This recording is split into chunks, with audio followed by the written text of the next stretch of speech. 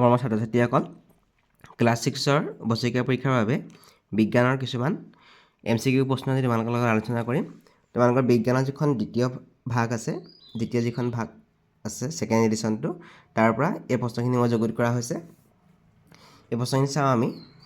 প্ৰথম প্ৰশ্ন দিছে, তলৰ কোনটো এটা অন্তঃগ্ৰহ? অপশ্যন দিয়া আছে বৃহস্পতি, শনি, বুধ আৰু ইউৰেনাছ।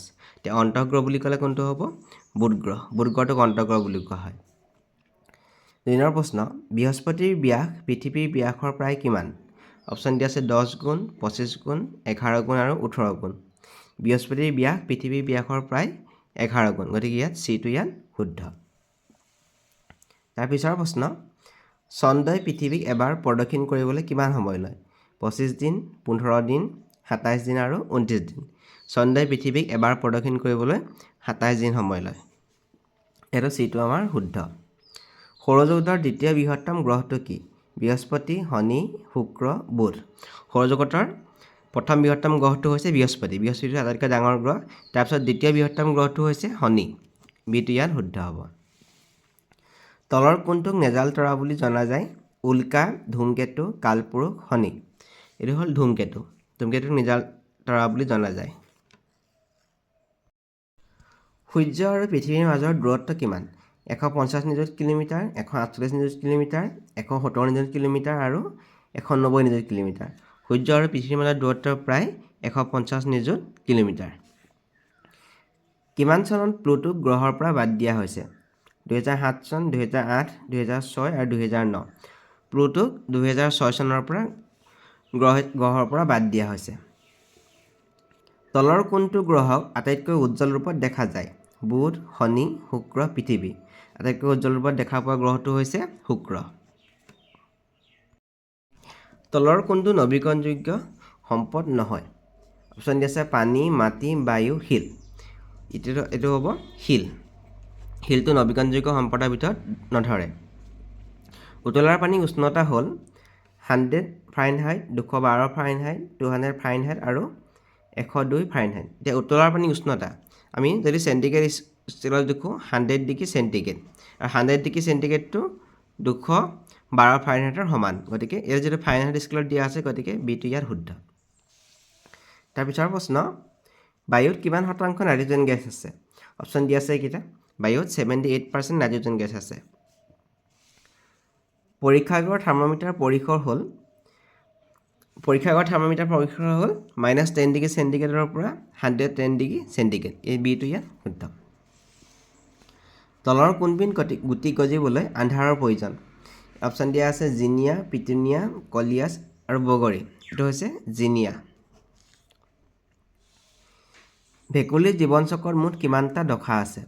6টা, 8টা, 4টা আৰু 5টা। ভেকুলীৰ জীৱন চক্ৰত মুঠ 4টা দশা আছে। চিটো ইয়াত শুদ্ধ।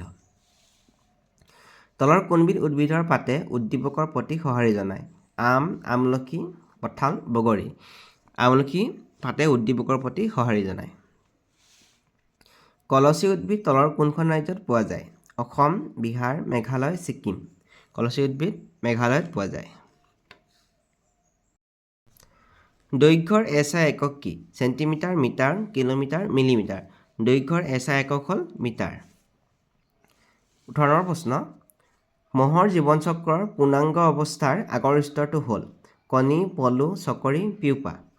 পূৰ্ণাংগ অৱস্থাৰ আগৰ অৱস্থাটো হৈছে পিউপা। কণীৰ পৰা পূৰ্ণাংগ ভেকুলী হ'বলৈ মুঠ কিমান সময় লাগে? অপশ্যন দিয়া আছে ইয়াত 2 সপ্তাহ, 10 সপ্তাহ, 14 সপ্তাহ আৰু 24 সপ্তাহ। কণীৰ পৰা পূৰ্ণাংগ ভেকুলী হ'বলৈ 14 সপ্তাহ সময় লাগে। চিটো ইয়াত শুদ্ধ। তলৰ কোনটো পৰ্যাবৃত্ত গতিৰ উদাহৰণ? গতিশীল গাড়ী, সৰি পৰা বল, গতিশীল চাইকেল, ঘড়ীৰ দোলকৰ দোলন। এতিয়া পৰ্যাবৃত্ত গতি কোনটো উদাহৰণ হ'ব? ঘড়ীৰ দোলকৰ দোলনটো পৰ্যাবৃত্ত গতিৰ উদাহৰণ হ'ব। ইয়াৰ পিছৰ প্ৰশ্ন, 25 মিটাৰক কিলোমিটাৰত প্ৰকাশ কৰিলে হ'ব? 25 মিটাৰ, এইটো মিটাৰ আছে, মিটাৰটো আমাক কিলোমিটাৰত প্ৰকাশ কৰিবলৈ কৈছে। গতিকে কি কৰিব লাগিব? আমি মিটাৰটোক সদায় 1000 আমি হৰণ কৰি দিব লাগিব। 1000 হৰণ কৰিলে কিমান হ'ব? 0.025 কিলোমিটাৰ হ'ব। গতিকে এইটো শুদ্ধ হ'ব। উষ্ণতাৰ এছআই একক কি degree Celsius kelvin Fahrenheit Celsius উষ্ণতাৰ এছআই একক হ'ল কেলভিন বিটো ইয়াত শুদ্ধ সাধাৰণ মানুহৰ শৰীৰৰ স্বাভাৱিক উষ্ণতা হ'ল 37 ফাৰেনহাইট 98 ফাৰেনহাইট 98.6 ফাৰেনহাইট আৰু 100 ফাৰেনহাইট এতিয়া সাধাৰণ মানুহৰ শৰীৰৰ স্বাভাৱিক উষ্ণতা আছিলে 37 ডিগ্ৰী চেণ্টিগ্ৰেড বা চেলছিয়াছ আৰু এইটো 98.6 ফাৰেনহাইটৰ সমান গতিকে চিটো ইয়াত শুদ্ধ বিশ্ব জল দিৱস কেতিয়া পালন কৰা হয় বিশ্ব জল দিৱস 22 মাৰ্চত পালন কৰা হয় বৰ্তমানলৈকে কিমানটা তাৰকাপুঞ্জ আৱিষ্কৃত হৈছে 48টা 88টা 76টা আৰু 10টা বৰ্তমানলৈকে তাৰকাপুঞ্জ 88টা আৱিষ্কৃত হৈছে তাৰপিছৰ প্ৰশ্ন সূৰ্যৰ উপৰিভাগৰ উষ্ণতা প্ৰায় কিমান সূৰ্যৰ উপৰিভাগৰ উষ্ণতা প্ৰায় 5500 ডিগ্ৰী চেণ্টিগ্ৰেড তাৰপিছৰ প্ৰশ্ন 2.05 মিটাৰক মিলিমিটাৰত প্ৰকাশ কৰিলে হ'ব এতিয়া মিটাৰ আছে আৰু মিলিমিটাৰত প্ৰকাশ কৰিব কৈছে গতিকে আমি কি কৰিব লাগিব 2.05 লগত আমি 1000 পূৰণ কৰিব লাগিব 1000 পূৰণ কৰিলে হ'ব 2050 মিলিমিটাৰ হ'ব গতিকে ইয়াত বিটো ইয়াত শুদ্ধ হ'ব যিহেতু 1000 মিলিমিটাৰে 1 মিটাৰ তাৰপিছৰ প্ৰশ্ন ভাৰতৰ কোনখন ৰাজ্যত আটাইতকৈ বেছি বায়ুকল আছে অপশ্যন দিয়া আছে ৰাজস্থান গুজৰাট তামিলনাডু বিহাৰ উত্তৰটো হ'ব শুদ্ধটো গুজৰাট আটাইতকৈ বেছিকৈ বায়ুকল আছে ক্লিনিকেল থাৰ্মোমিটাৰৰ পৰিসৰ কিমান 0 ডিগ্ৰী চেলছিয়াছৰ পৰা 100 ডিগ্ৰী চেণ্টিগ্ৰেড 0 ডিগ্ৰী চেণ্টিগ্ৰেডৰ পৰা 42 ডিগ্ৰী চেণ্টিগ্ৰেড 35 ডিগ্ৰী চেণ্টিগ্ৰেডৰ পৰা 42 ডিগ্ৰী চেণ্টিগ্ৰেড এইটো শুদ্ধ 35 ডিগ্ৰী চেণ্টিগ্ৰেডৰ পৰা 42 ডিগ্ৰী চেণ্টিগ্ৰেড তলৰ কোনটো সৰলৰৈখিক গতিৰ উদাহৰণ অপশ্যন দিয়া আছে চলি থকা ফেন দোলকৰ গতি ঘড়ীৰ দোলন এখন চলন্ত ৰেল এতিয়া সৰলৰৈখিক গতি যিটো পোনে পোনে যায় এইটো হৈছে এখন চলন্ত ৰেল এইটো হ'ল সৰলৰৈখিক গতিৰ উদাহৰণ চলি থকা ফেনখন হ'ল বৃত্তীয় গতি ঘূৰি যায় দোলকৰ গতি হ'ল পৰ্যায়বৃত্ত গতি যেনেকৈ ঘড়ী দোলকৰ দোলনটো হ'ব পৰ্যায়বৃত্ত গতিৰ উদাহৰণ কিন্তু এখন চলন্ত ৰেলটো হ'ল সৰলৰৈখিক গতি বীজৰ অংকুৰণৰ বাবে তলৰ কোনটো অধিক প্ৰয়োজন মাটি পানী বায়ু পানী মাটি বায়ু পানী পোহৰ পানী আৰু পোহৰ বীজৰ অংকুৰণৰ বাবে বায়ু পানী আৰু পোহৰ ইয়াত মাটিটোৰ প্ৰয়োজন নহ'ল হয় অংকুৰণৰ বাবে অংকুৰণ মানে গজালি মেলিবৰ বাবে আকাশৰ আটাইতকৈ উজ্জ্বল তৰাটোৰ নাম কি চিৰিয়াছ কাশ্যপী লুব্ধক ধ্ৰুৱতৰা আটাইতকৈ উজ্জ্বল তৰাটোৰ নামটো হৈছে লুব্ধক শনি গ্ৰহৰ মুঠ কিমানটা আঙুঠি আছে 9টা 8টা 7টা 6টা শনি গ্ৰহৰ মুঠ 7টা আঙুঠি আছে তলৰ কোনটো গ্ৰহক ৰঙা গ্ৰহ বুলি জনা যায় শনি বুধ মংগল নেপচুন ৰঙা গ্ৰহ বুলি জনা যায় মংগল গ্ৰহক চিটো ইয়াত শুদ্ধ তলৰ কোনটো পৃথিৱীৰ পৰা প্ৰথম স্থানত থকা তৰা বা নক্ষত্ৰ সপ্তৰ্ষী মণ্ডল ধ্ৰুৱতৰা প্ৰক্সিমা চেণ্টাউৰি সূৰ্য এতিয়া তৰা বা নক্ষত্ৰ পৃথিৱীৰ প্ৰথম স্থানত থকা তৰা বা নক্ষত্ৰটো হৈছে সূৰ্য দ্বিতীয় স্থানত থকাটো হৈছে প্ৰক্সিমা চেণ্টাউৰি